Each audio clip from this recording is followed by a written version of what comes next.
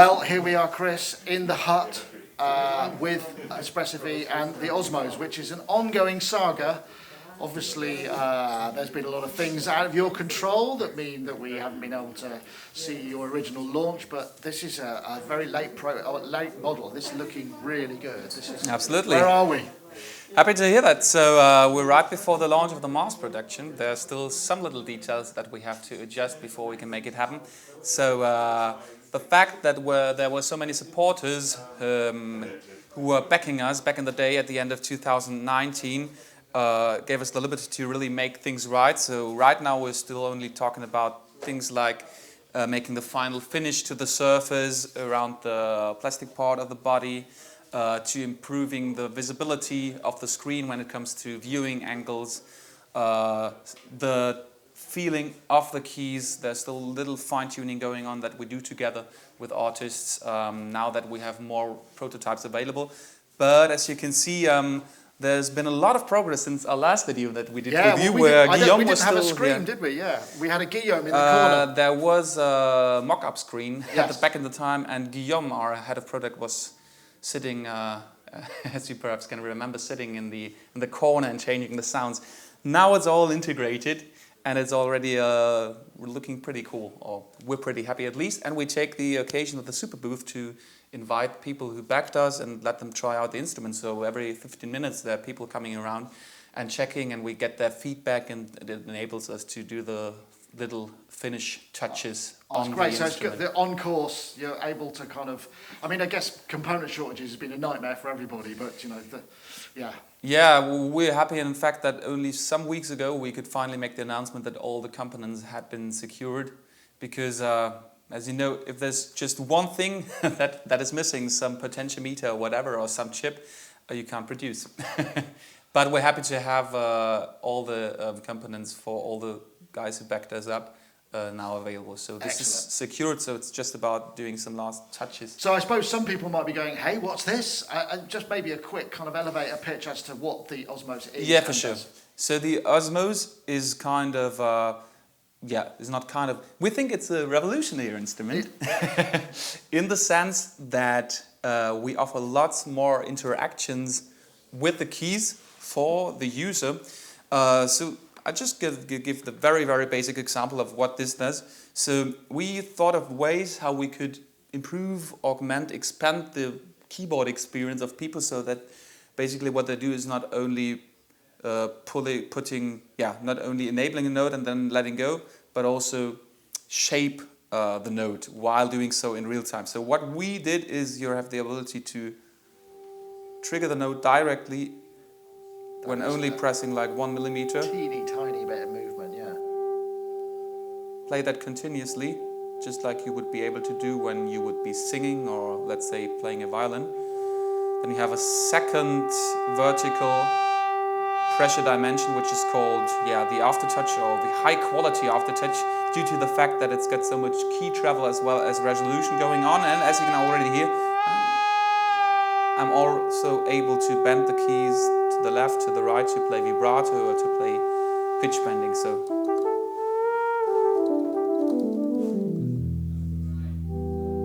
and as you can hear here, all of this is independent per key. Like super MPE. So to say.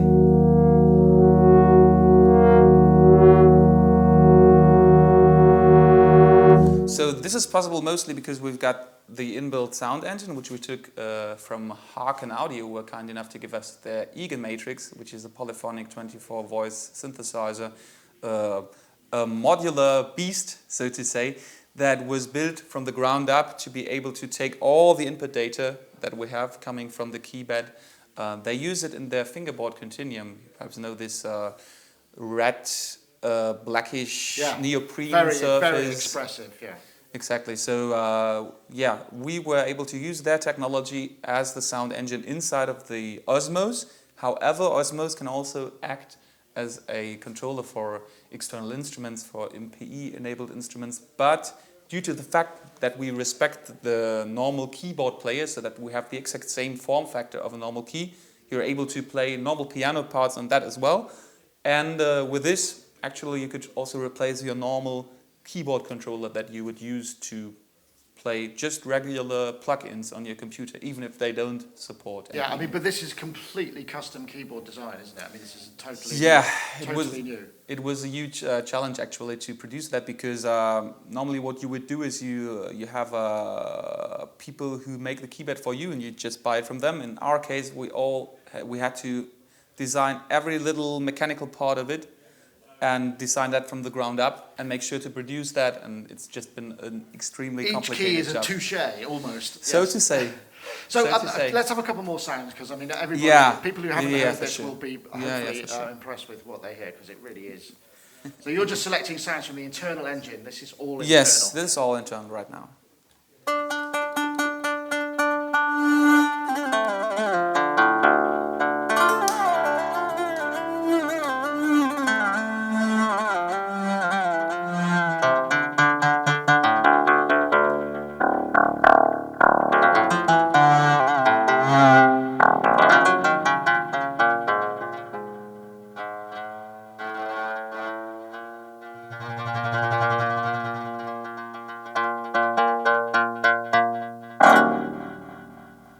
Very sensitive amounts of movement there. I mean, that's, I think it's hard to convey this without touching it yourself, I think, but it really, I can speak from experience that it's very, a very impressive thing to play with. That one was one that, the Egan Matrix offers multiple types of synthesis. So this one was going into the direction of physical modeling, obviously.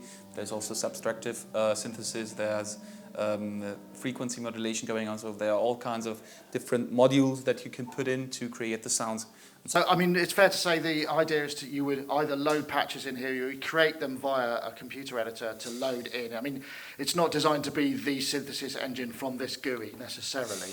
What we do is, on a per preset basis, the sound designers decide which macros they want to offer for you for direct control. So you're going to have 6 macros as well as additional control over the internal time effects, so reverb and delay. You're going to be able to adjust this directly on the machine. So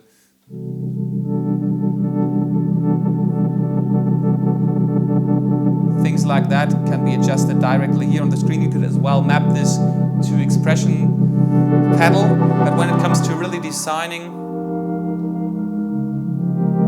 your own sounds, you would use the Hakan editor. That's right. Is there release velocity and release? Has it got a release aspect to it as well? That I honestly have to check with the technical team. I'll be honest about that. Yeah, the fact internally it doesn't use velocity at all, not even the velocity to trigger the note in the first place, because what we do, instead of saying the value represents how hard you press there, this little single velocity value, with the MPE Plus standard that we use, we have more resolution internally with the communication with the Egan matrix, but we also describe with a very high frequency the exact shape of the attack phase. Wow, okay. So yeah. And this is the same for how you let go of the node. So the question regarding the release velocity is much more regarding the external controller capabilities. We have to be honest. I had to check that. So maybe another sound, and then we can talk about what the roadmap is. That'd be great. Let's see how that goes.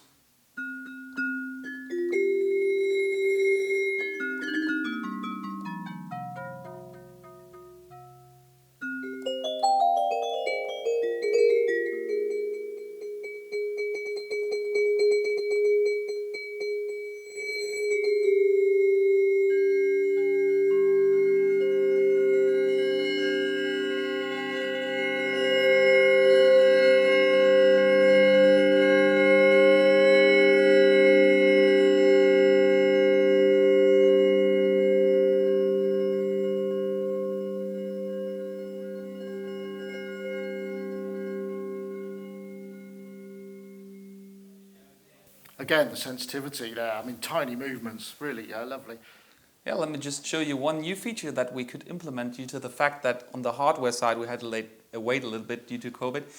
What we did, we partnered up with Hakan Audio and implemented their pressure-weighted portamento as well. So a lot of people approached us during the development and they said to us, I've got this segmented surface, so will I be able to play glide on that? Will I be able to play portamento on that?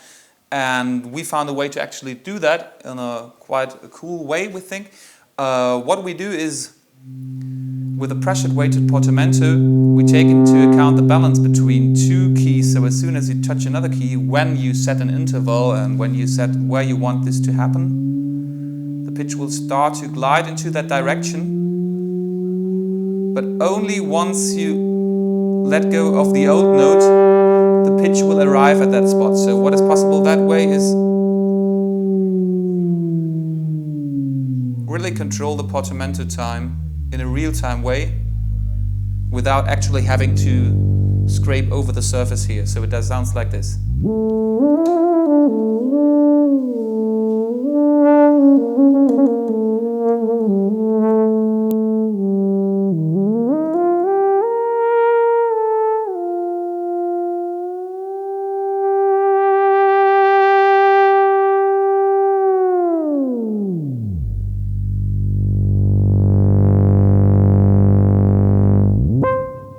Nice. Great for trombones, I'd imagine. Yeah, for example. And another thing that I would like to show you as well, another feature that we took the time to implement, is an arpeggiator. At the beginning, people were asking us, will it actually be possible to have an inbuilt arpeggiator? And we always said no, there would be no possibility to do that. But in the end, we found a way there as well. And it's pretty cool due to the fact that we know the position of each key at every moment. We could build up on that and actually change the arp patterns in a way that you can emphasize certain notes within the sound. You're gonna hear it right in a second.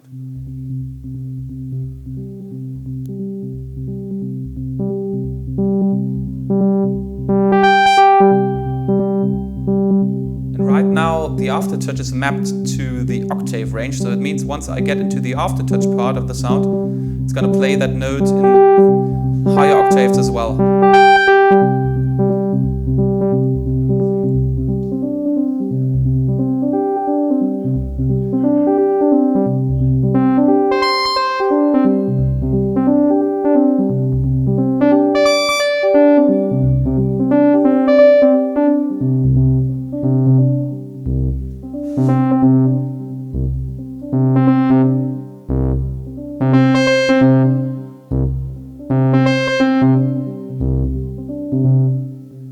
You could do all kinds of crazy stuff with it. You could do ratcheting, you could change the swing factor of the note.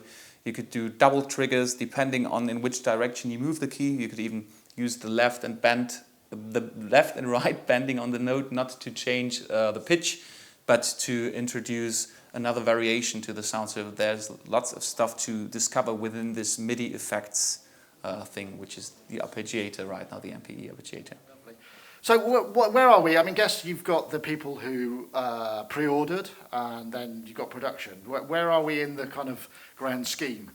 So right now we are shortly before the launch of the mass production, and we know that the people who backed the project, they're eagerly awaiting the ETA of their unit. But in fact, when we have to be honest, only when we've actually gave the launch of the mass production, we're going to see how many products are actually going to be produced each day.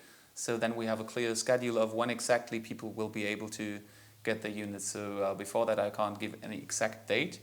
But as you can see, it's really only last aesthetical touches that we're doing just to make sure that we don't regret after that, oh, if only we would have like changed this little fact that people got angry about it afterwards. So we're really taking it seriously. So the quality is first. Yeah. Then, as you said, we're going to deliver all those who pre-ordered back in 2019. And again, thank you so much for that.